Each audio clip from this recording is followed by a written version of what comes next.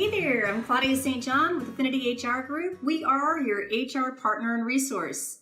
Today I'm going to cover a kind of odd subject, which is why do we bother with employee handbooks, and do you really need one? A lot of folks wonder, do we really have to have employee handbooks? They are not required by law. So if you don't have one, it doesn't mean that you're doing anything wrong. But the reason why we recommend that people do have them is it serves really three reasons. The first is that, number one, it sets the expectations for employees so that they know what's expected of them in terms of work week, work attire, behavior, leave, how they get their vacation, can they go on jury duty, all of the components that go into establishing a predictable and reliable workplace for your employees. So the first thing is that it sets the expectation for them. The second is that it indicates for your managers how you are supposed to manage employees when it comes to promoting and celebrating and disciplining and even terminating employees, so that your managers are all consistent with the same application of approach, and that's important.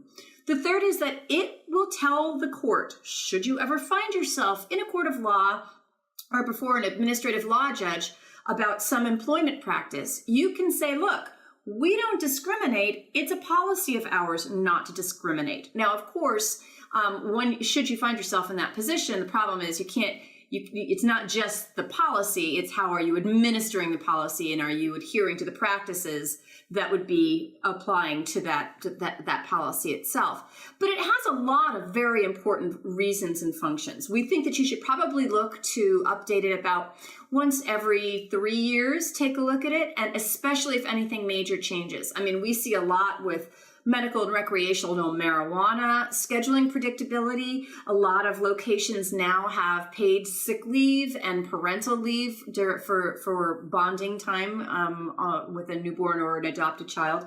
So there are a lot of things that are happening on the state and local level, not just the federal level, that do require that you maintain that handbook. Do not, please do not borrow your friend's handbook. I had a client probably about a year ago who called me. He has about 15 employees. And he said, Claudia, I got a problem. I've got a woman going out on maternity leave and I have to give her paid family leave. And I said, well, why would you give her paid family leave? You don't have to. And you don't have to do that unless you have 50 or more employees. He said, well, it's in my handbook. Well, where did you get the handbook? Well, he got it from his wife, who worked for a very, very prominent, very large law firm that was covered in 4 or 5 different states. So here's this little company trying to adhere to all of these laws that apply to a company of a much larger size. The handbook should be according to your size, and it should be according to the locale in which you work. If you're in a multitude of states, you need to conform to the labor law practices of all of those states. But if you put something in your handbook as a policy, like you're going to adhere to the laws of the state next door to you, even though you don't operate in that state, you're going to have to adhere to those laws. What you put in that handbook governs how you administer the policies of your workplace. Sometimes, not often, but sometimes a bad handbook is worse than no handbook at all. So we do strongly recommend that you have handbooks available, that they are updated and that they are compliant, because otherwise, there really is no way for you to defend yourself in a court of law, and it helps your employees know what to expect at work.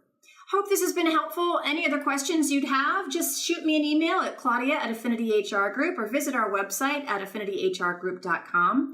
In the meantime, any other topics you'd like us to cover, let us know. And in the meantime, I hope that you have a safe and productive work week.